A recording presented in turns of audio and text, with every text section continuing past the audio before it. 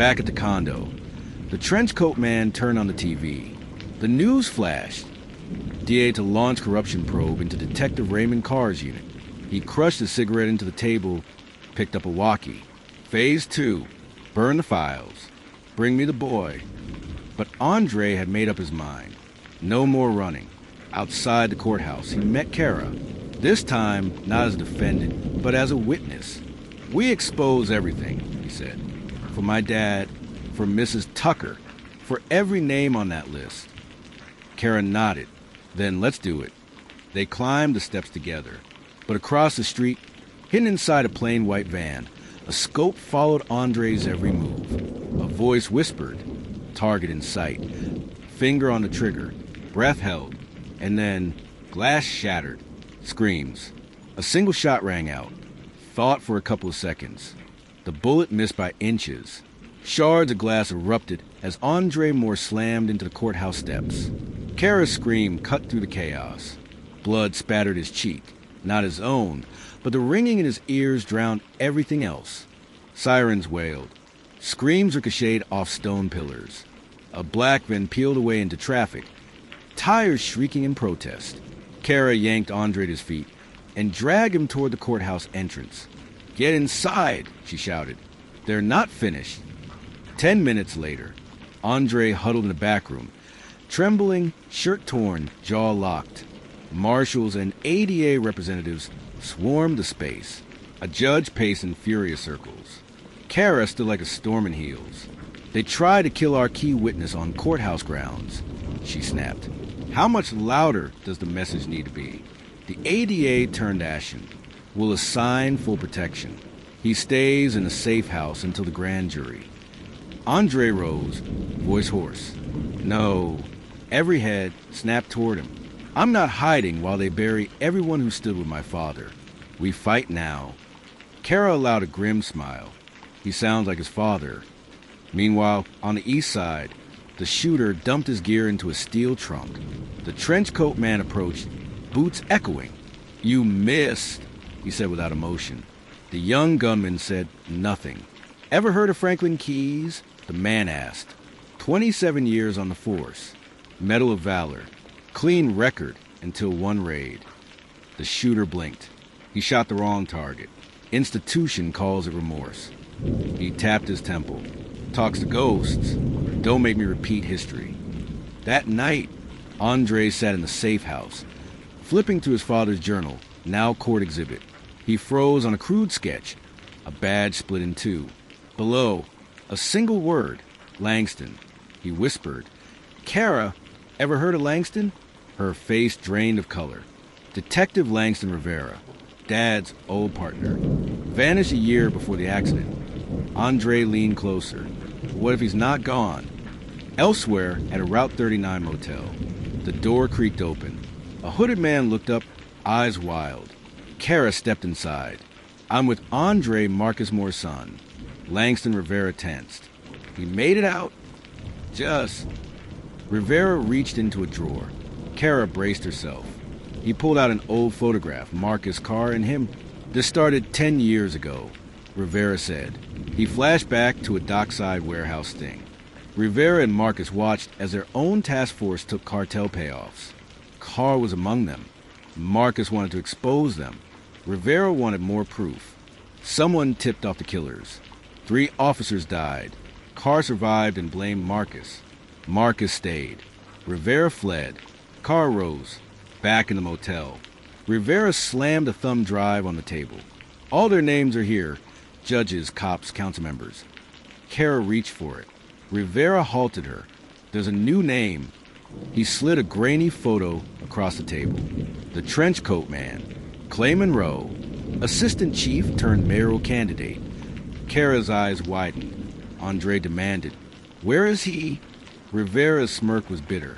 He's winning the election. In a penthouse above the skyline, Clay Monroe faced a semicircle of suited men. He clicked a remote.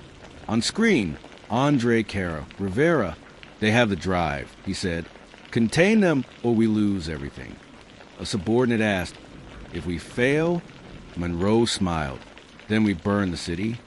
The next day, a press conference. Kara, Andre, and Rivera stood on courthouse steps. Cameras rolled. Kara held the thumb drive aloft. This proves a decades-long conspiracy led by Clay Monroe. A reporter shouted, "Is this safe?"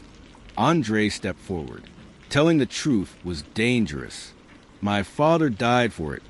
Mrs. Tucker died for it. I'm not backing down. Gunfire erupted. Chaos. Screams. A sniper on a rooftop took aim. Andre dropped to the ground. Kara dubbed beside him. Rivera drew his old service weapon and returned fire. Reporters scattered. Then bang. The shooter collapsed. Rivera knelt, clutching his chest. Andre caught him as he fell. Rivera gasped, "Finish this for your father," and went still. Hours later, national news. Every channel broadcast the footage. Thumb drive evidence. Monroe's headquarters raided. Corruption charges filed. One name dominated headlines. Andre Moore. 3 weeks later, epilogue. Andre stood before a packed auditorium at Howard Pre-Law. Scholarship in Rivera's name. He surveyed the crowd. Truth doesn't need volume. It needs a voice, he said. A standing ovation followed. In a prison upstate, a door swung open. Clay Monroe entered a visitor room. Across from him sat Carr, smirk intact. "You let the kid win." Carr spat. Monroe leaned forward. "The game's not over. I have one piece left." It started with static. Andre sat alone in his dorm room at Howard. City lights blurred behind frosted glass. The thumb drive Kara gave him, the one Rivera backed up, had been mined by prosecutors and reporters. But one folder remained marked "Do Not Open." Finally alone, Andre clicked it. A single file blinked. Moore_final, MP4 dated 1 week before his father's death. He pressed play. On screen, Marcus Moore, face weary, knuckles bruised, badge face down on the desk. "If you're watching this, I'm gone." His voice trembled. "But you need to know the truth, not just about Carr Monroe, but about me." Andre froze. "I wasn't just investigating conspiracy," Marcus confessed. "I helped build it. 17 years ago, young Marcus Moore was broke and idealistic. His pregnant wife needed surgery, insurance refused. A senior officer slipped him an envelope and whispered, 'Just look the other way.' Marcus didn't ask questions. That one yes opened the door. He was pulled into a task force laundering cartel money through youth programs. The same youth center that would become Andre's refuge. Your whole life," Marcus said into the camera, "you thought I was a hero, but I was just trying to clean up the mess I helped make." Back in the dorm, Andre's heart pounded. Rivera stayed in to stop it. The tape continued. I stayed in to erase it. But Monroe, he wanted to scale it, take it national. Marcus reached off-screen and held up a cassette tape labeled Monroe, black site interrogation. This is the final recording. Kara doesn't know it exists. No one does. Because this would burn it all down. Andre didn't sleep. He met Kara in an alley behind the law library, rain drizzling through his soaked hoodie. "I found a tape," he whispered. Her expression hardened. "How bad?" she asked. "It's not just corruption. It's murder. Government-level cover-ups. He killed a whistleblower in a CIA facility in 2009. My dad was there, so was Carr." Kara's voice dropped to a hiss. "That's not just a crime. That's treason." But someone else heard them. Across the street, a long-coated figure lowered binoculars. Target has the tape. Repeat. Moore has the tape. Next morning at the U.S. Marshal's office. Thick walls, reinforced doors. Andre and Kara handed the cassette to a secure analyst. They watched grainy footage of Clay Monroe, younger, in a concrete room. A shackled man begged off camera. Monroe whispered, "He talks, we all burn, so we make sure he never breathes again." Then a shot echoed. By noon, the White House was briefed. The DOJ issued an emergency subpoena. Monroe's legal shield vanished. Arrest warrants went federal. This was no longer local corruption. It was systemic rot. At 3:17 p.m., Andre vanished. Kara's phone buzzed with one message. "If you want him back, bring the tape." Alone. Midnight, where it all started. Attached. A photo of Andre, blood at his collar, gagged, bound in the old youth center. Midnight at the youth center, lights out. Kara pulled up in a black SUV and crept inside with the cassette. Clay Monroe stood waiting, calm, gun in hand, smile like a viper. Behind him, Andre sat bound, bruised but alive. "You got what you wanted," Kara said. "Let him go." Monroe held out his hand. The tape, she tossed it. As he bent to pick it up, click, lights exploded on. SWAT teams crashed through windows. "You're under arrest," a voice thundered. Monroe spun to Kara, eyes blazing.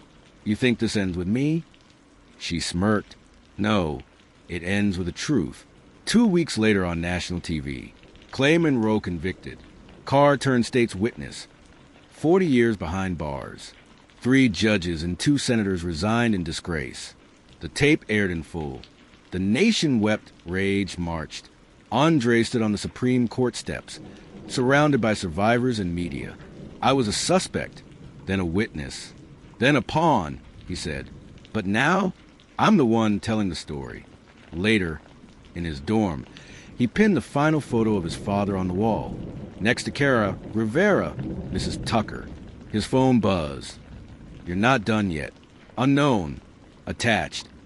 A newspaper clipping of a judge in Florida linked to the same cartel laundering. Andre narrowed his eyes, closed his laptop, because this wasn't the end. It was just the end of the beginning. Next season, the Cartel Inside the Court.